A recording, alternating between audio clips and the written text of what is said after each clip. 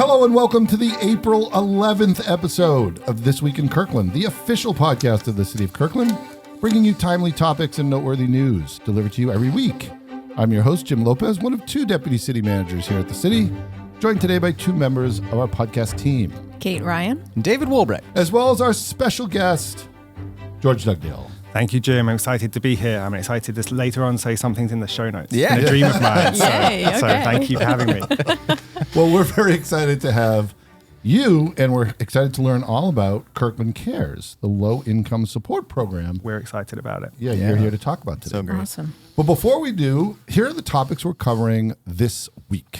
Yeah, we've got lots of good announcements, including save the date for 4th of July Celebrate Kirkland event, how the community's feedback on transportation priorities will turn into next steps, and celebrating the participants of the business pitch competition. Oh, so great. Also some handy tips, including information on seasonal boat launch cards, tips to avoid assault and increase your personal safety, and how to keep your pets and yourself safe from urban wildlife.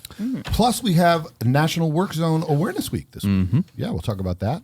We'll go over some upcoming events and more. But first, my friends, our big story of the week, the Lake Street Pedestrian Scramble project is on track. And we've made it through the first, David, of 8 weeks. That's right. So this is, of course, the big project happening in downtown at Lake and Kirkland, that big intersection right there. So our contractor is reporting that we are still on track to reopen the intersection on June 1st. Good news. Also, a reminder that the businesses at this intersection are open and accessible, and they definitely appreciate you stopping in. Yeah. So we can all do our part. Yeah. So please, please, please, if you're heading down this weekend, take your bike. Hey. Take Yeah. advantage of our bike valet. Oh, yeah. We mentioned That's that last right. week. Yeah. Yeah. Now, David, you gave an analogy to the scramble in the last podcast. Yes. It seems to be getting some traction out there. Oh. People like that. Oh, is that right? I'm blanking on what. the kinda like kitchen a- renovation. Yeah. Oh, it is right? like Right? the kitchen reno. Which Yeah. goes hand in hand with our egg analogy. Yes. I'm just now Exactly. realizing that. Yeah. Thanks. Yeah. Well, good. Yeah. You know, the linoleum's been pulled up, Jim. It's just not pleasant while they're doing it. No, there's dust Right. in the tea. I don't know. But hopefully when it's done, we'll have a It'll beautiful be worth new it, yeah. Yeah, Yeah. absolutely. The next meeting of the Kirkland City Council is on Tuesday, April 16th. And here's what's on the agenda. On the business agenda, Council will consider adopting the official statement of the city regarding international conflicts. I think I presented on that last council meeting. Council will also review the Sustainability Strategic Plan's Year 3 report card and will provide feedback to continue to prioritize those implementation efforts. And council will also receive an update on the upcoming biennial community survey. Yeah, and prior to the business agenda, the council's study session will include the city's new coordinated response to homelessness initiative and provide feedback on a draft resolution declaring the city's commitment to addressing this generational challenge of homelessness. Yeah. The study session will also include a regional coalition of housing's strategic plan. The council meetings are, as always, streamed live on the city's YouTube channel, Facebook page, and website. Yes.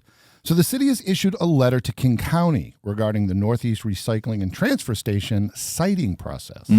So as part of the latest open comment period, the city reviewed the environmental impact statement posted by King County and Yes. submitted the city staff's official Yeah, our comments. official comments. That's right. So these are subject matter experts of the city Yes. commenting. The submitted letter is available on the city's website. We want anyone who is interested in this topic to give it a read. Link in the show notes.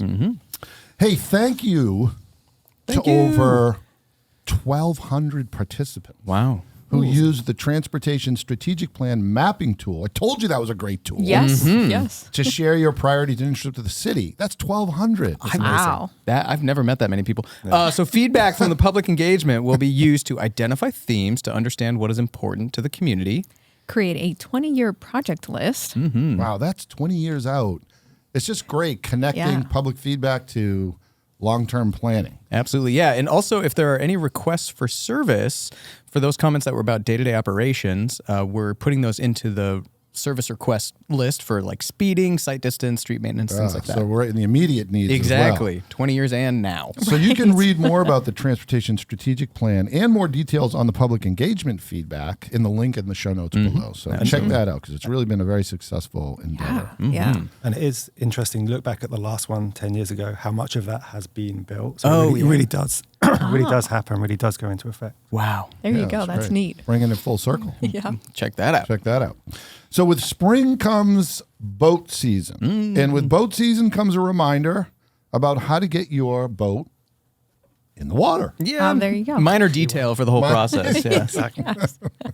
Well, from now through October 31st, the boat launch at Marina Park will require payment or a seasonal card. Already have a card? No. I don't either. Well, if you did, you you did. could renew it over the phone. And for those of us like Jim and me who need new cards, you can do that over the phone or online. So all that info, show notes. In the show notes. Nice. So April 15th through April 19th is National Work Zone Awareness Week. Perfect timing here Right. with the Scramble Kitchen reno. Right. and Yep. many other projects. Yeah. going on. So it's an important time to remember to keep our road workers safe. Yeah, so it's definitely construction season out there. So Yes. when you're in a construction zone, please slow down and drive at the posted speed limit. There's a lot of analysis and safety precautions that go into how to reroute traffic and all the signage and stuff. So it's really important that everybody, including drivers, do our part. Yes. Good point. And also put down those phones and pay attention for yourself, people in your vehicle, the workers on the road. It can be a confusing zone to navigate. So just Yeah. pay attention. Phones Very- down, people. very important. Phones down. So Earth Day is Monday, April 22nd, and the Green Kirkland Partnership is celebrating all month long. So let's make April the start, or, David, the continuation That's right. of getting involved with supporting healthy natural areas and forests.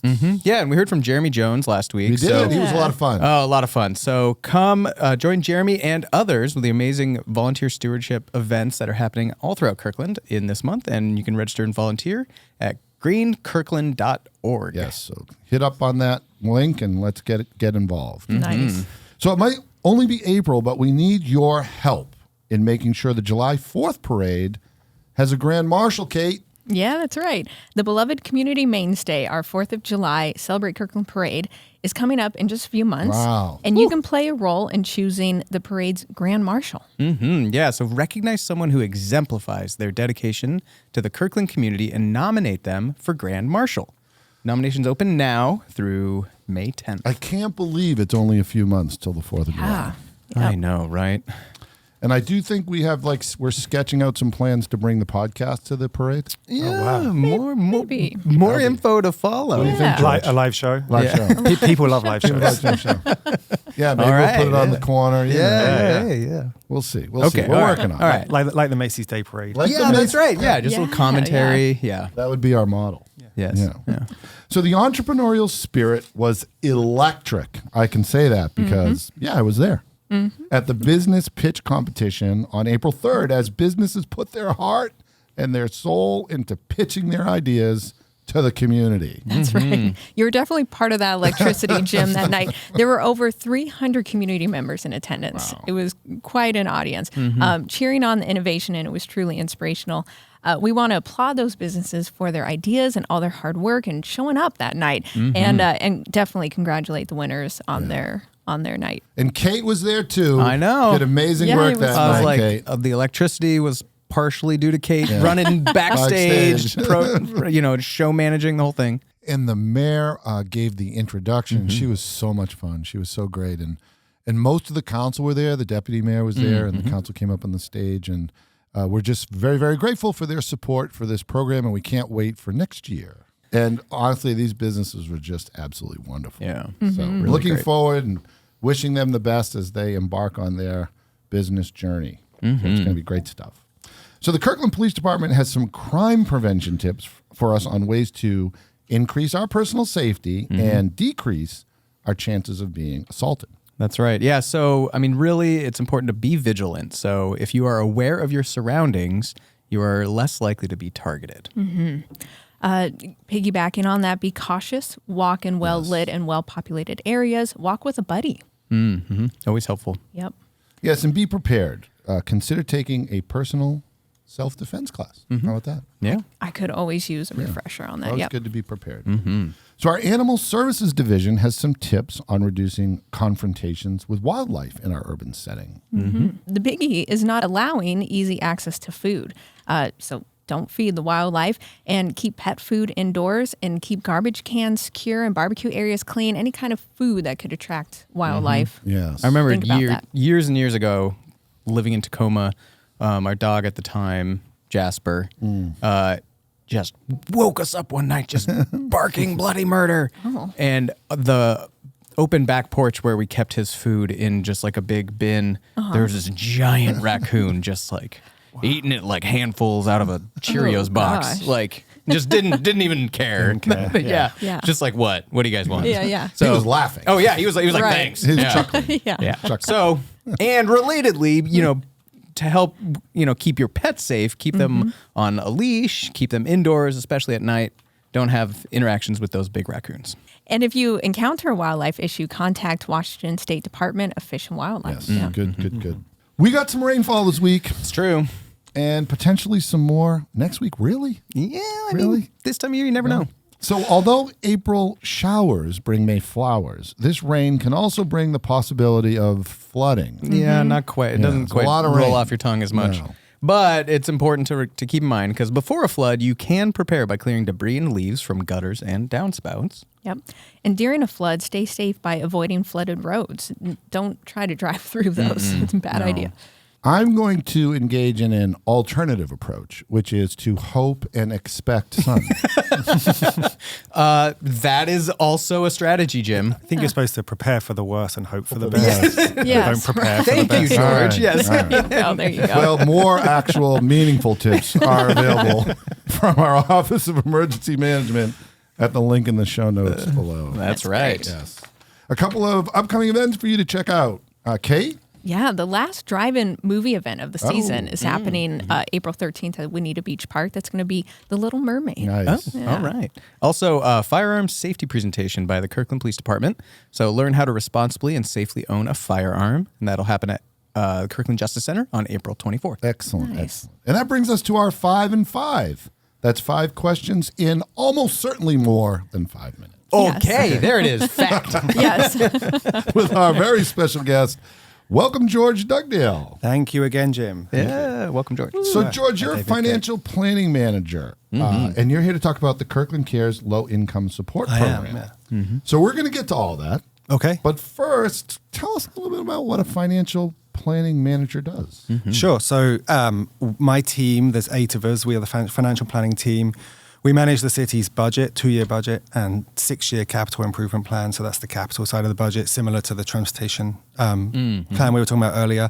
So really, it's anything forward-looking and financial. And I think what I love about it is it's really where we show the city and show the community how we're prioritizing what the council wants to do, because what you fund is ultimately what you prioritize. And that it's really the intersection of policy and delivery is how you plan and execute the budget.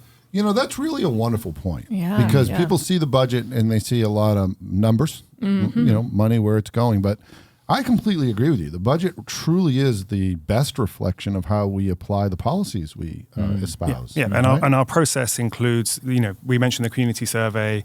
It includes council, passing resolutions of their own prioritization, the work plan development.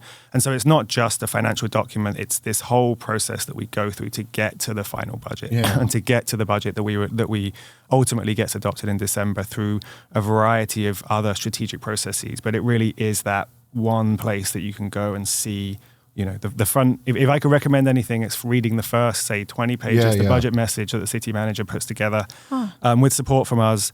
And that really lays out how we see where we are and where we're going in the next couple of years. Yeah. Now, the city recently got a AAA bond rating, which we've gotten many times. Yes. Yeah. So you play a role in that, I'm sure.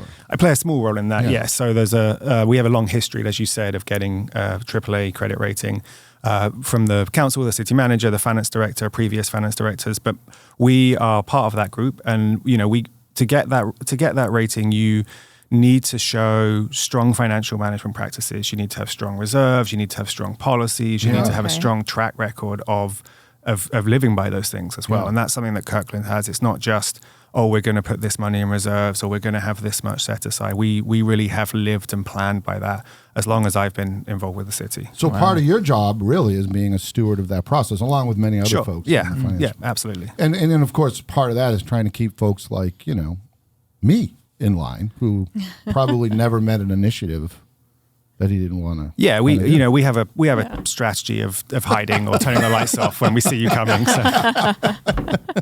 Well, you do a wonderful job at it. Wonderful job. So tell us, how did you actually come to the city of Kirkland? Yeah, so this is a story I know something well. about, Jim. So I was a graduate student at the Evans School of Public Affairs at the UW.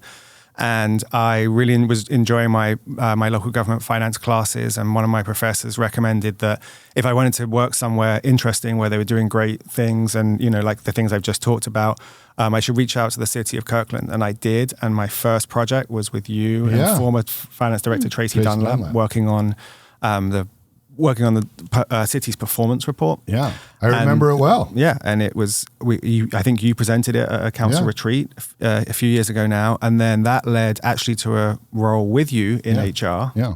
And then once I finished up at the Evans School, there was an opening fortuitously for me on the financial planning team as a budget analyst. With all that great experience you had. Yeah, and that kind of began my journey, and that was in 2013. So, Oh, wow. Yeah. 11 years? Yeah. No flies on me, George. I grabbed you right away. I should say there was a couple years in the middle where I was working somewhere else, but it's been 11 years. It's been 11 years. Awesome. So Tracy and I often fight over who's most responsible for bringing George to the city. And There you go. I never concede that it wasn't me, but Tracy is right.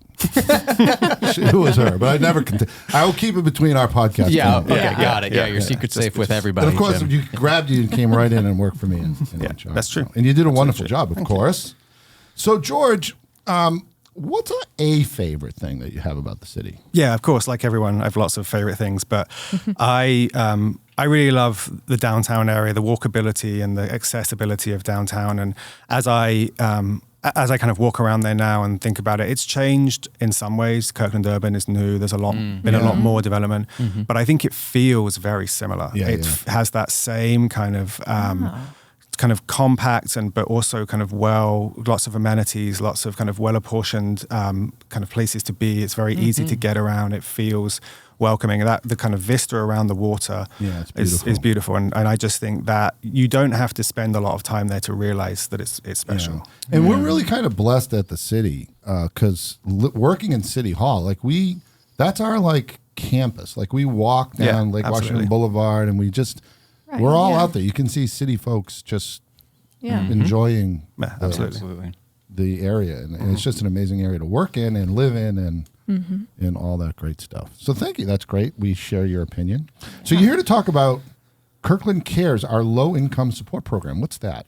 So this is a new program that we actually just launched. It went live last Thursday, April 4th, so you can apply now. Yeah, good. And it's something that's been in development for a while. I think everybody knows the last 2-3 years there's been a lot high inflation. There's been a lot of kind of following on from COVID, some real challenges for a lot of folks in terms of the cost of living. Yeah. And those challenges have extended to us. So we were in a situation, the council were in a situation in 2022 where we did raise rates on water and sewer. Yeah. And we implemented a new vehicle license fee, a car tab, which has gone into effect. And the council recognized that this was going to put an additional burden, particularly on low-income community members. So we were tasked with expanding a program we had previously, which was provided low-income discounts for seniors living in single-family homes for their utilities. And we were able to extend that program out so that anyone in the community, regardless of whether you're living in a single family home or multi-family home, can apply for a discount if you are making 80% or less of the area AMI. And I would say that number is actually higher than a lot of folks realize. So for a family of 4, I think it's around $100,000 in 2023, and it will be a little higher in 2024. So folks should reach out. And if you live in the city's utility districts, if you get your water, sewer from the city of Kirkland or your garbage, you should be receiving a mailer in your with the information with the information and with a QR code to go to the website. I think this is my opportunity to say that the link is in the show notes. Yeah, you did. Hey, all right. We've arrived for that. Yeah, thank you. I have been.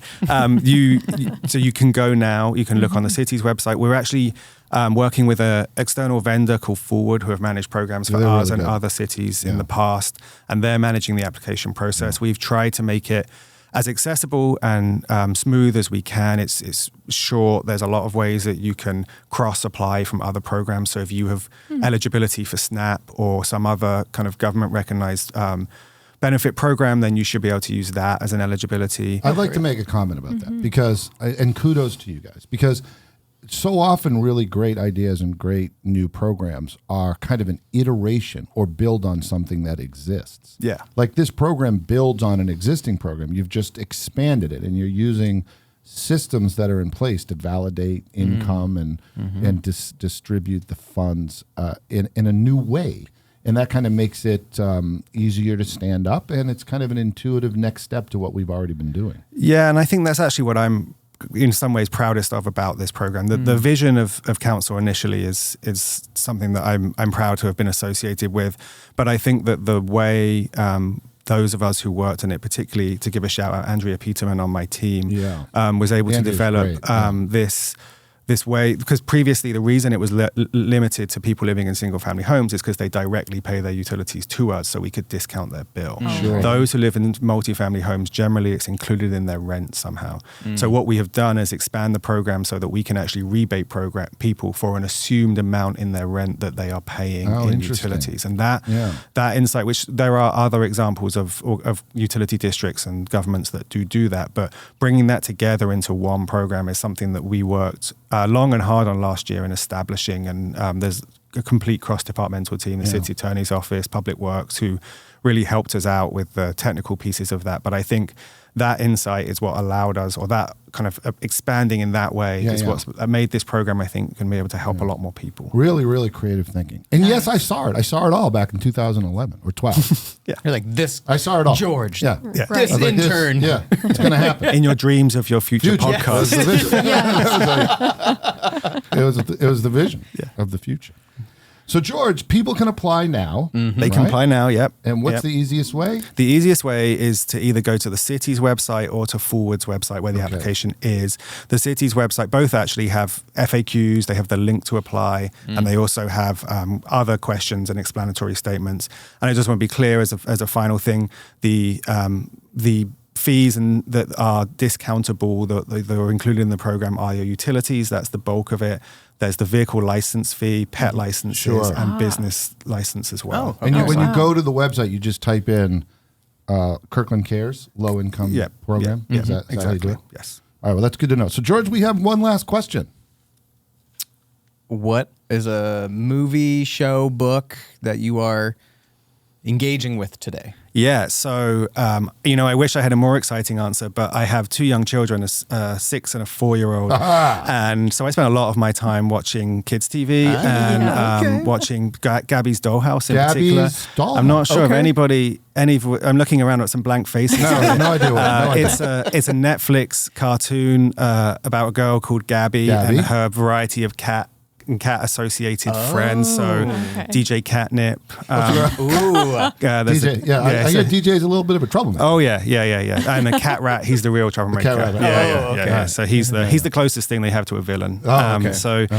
And it's similar thing happens to me actually with my music. If you go into your music streaming services and it's like, here's your recap of the year, and it's just Disney songs and songs off of cartoons and things. So unfortunately for me, that's probably the show I'm most familiar with at the moment. Yeah. So you're on the cutting edge. Yeah, exactly. I'm there for the next generation. Yeah. Thank you, George. So, cats. So do you have cats? We do have two cats, actually. Names. They're named after soccer players. So one is named Wilf, W-I-L-F, which is short for Wilfried Zaha, who is a famous to me soccer player from Crystal Palace, which is the team I supported growing up. And the other one is named Pinot, which is not the wine grape. Really, though? I promise you. She is named after Megan Rapinoe, US Men's National Team star. Okay. And so her name is Pinoe. No T. No T. But proof. I will say nobody ever believes that she's not named after the wine grape. So. I'm sorry for doubting you. Yeah, it's okay. You're not I'm the first, convinced and you won't be now. the last. I'm convinced now. So do your cats watch TV? They do. Well, they watch soccer, and they watch Oh, they watch soccer soccer. in a particular way, which involves standing in front of the TV, partially blocking my view, and batting at the ball as it goes back and forth. And so, For real? for real, they do. Oh Yeah, my a gosh. little less. They're 8 now, so they did it a lot more as When they- kittens, yeah. but they do. You can't get mad at them for doing that. You George. can't. They're just fulfilling their destiny. Yes, they're Exactly. destined. I mean, Exactly. you've cut the path Yeah, for exactly. Yes. You Wilf can't and Pino. You can't get cats and they know how to soccer players and they complain that they want to play soccer. You have to applaud them. Yeah, you have to exactly. just applaud them. Well, George, thank you so much. Thank you for having This was me. big fun. So, will you stick around for our pop quiz? Yes, absolutely. This is our multiple choice trivia. yeah. And one of these answers lowers the water bill, George, Okay. while the others are just a good old fashioned slow leak, which, of course, we just made them up. Right. Okay, so option A, when you water outdoors during the heat of the day, about 48% of the water evaporates. That feels very specific. It does feel Like of a number. I don't know. Yeah. it's- 48, not 49. Yeah, no, 48. exactly. And that's option A. Option B, the majority of irrigation water in the Seattle area is used for commercial watering, Okay. with only 20% of irrigation water being used for residential landscapes. Well, sounds believable. yeah, I'm thinking of like the large like business campuses. Right, you know, right. Microsoft, But we're not like a something. farm. Are we? No. Well, that's There a are fair some point. farms in King County, though. There are farms. Yeah, there that's are. true. Yeah. But still, yeah. Yeah, good point. And that's option B. Okay. Okay. Then we have option C. The sound of a dripping faucet was the inspiration behind the 1969 song Raindrops Keep Falling on My Head by Burt Bacharach and Hal David. Oh, classic. Featured and I think written for I the 1969 film Butch Cassidy and the Sundance Kid, pretty sure. starring Paul Newman and Robert Redford. Wow. Raindrops I keep could see falling it. on my head. Drip, Option- drip, drip, drip, drip. Yeah. Option C. I don't know. I'm still gonna. I'm leaning towards B. I'm not sure about, how high was his faucet off the ground? That's a good Fair point. That's a fair point. Good The clarifying fair question. inquiry. Yes. How did it get on his head? Well, Well, my friends, the answer is drum roll. A. Oh. Nearly half of the water evaporates when you water outdoors on a hot day. see, now I believe that, but the 48% feels like a very Very specific, specific. Very like specific. about half. I don't know. Yeah. I'm sure there's studies, but Which means landscaping choices are pretty important for water conservation. right. Yeah. Yard Smart program Yard offered by the City of Smart. Kirkland, for example. And it's also very important for your water bill. That Yes. is Yeah. absolutely right. So interesting. Did you know 86% of irrigation water in the Seattle area is used for residential landscapes? I was my. totally Wow, wrong. we were the wrong way around. Yeah, Yeah. okay. And not for commercial water. Not Yeah. Okay. And I personally absolutely love the song. Raindrops keep falling on your head. Oh, yeah. How about Classic. that? Okay, yeah. Thank you, George Dugdale, for being on the podcast. Thank you again for Yeah, having me. This thanks, has been George. great. Don't forget to slow down to keep road workers safe. Yes. And that does it for this week. You've been listening to This Week in Kirkland. Don't forget to like, subscribe, and share. Special thanks to Anthony Girardi and Mike Connor for their behind-the-scenes magic. Thank you. Our next episode is April 18th. Until then, Stay connected, Kirkland.